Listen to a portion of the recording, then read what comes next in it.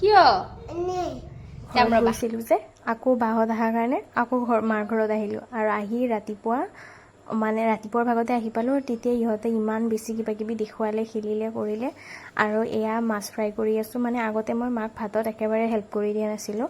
এতিয়া যেতিয়া মই তাতে মানে ভাত বনাই থাকোঁ আৰু মানে ঘৰত, তেতিয়া মানে মনত পৰে যে মই দেখোন মাক এইবিলাকত হেল্প কৰি দিয়াই নাই, অকলে অকলে কৰিব ইমান কষ্ট হয়। সেইকাৰণে এইবাৰ ভাবিলোঁ যে মাক অলপ হেল্প কৰি দিম। আৰু আজি দুপৰীয়াৰ খানাটো বাৰু দেউতাই বনালে স্পেচিয়েলি, কাৰণ মই মাছৰ ভিতৰত ডাঙৰ মাছ খাই ভাল পাওঁ আৰু ডাঙৰ মাছৰ তৰকাৰী বনালে দেউতাৰ ৰেচিপিৰে।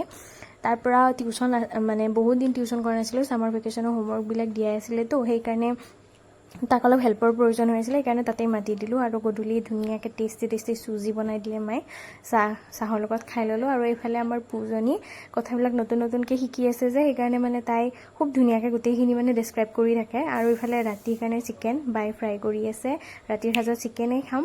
আৰু আপোনালোকক লগ পাই আছোঁ আন এটা ব্লগত।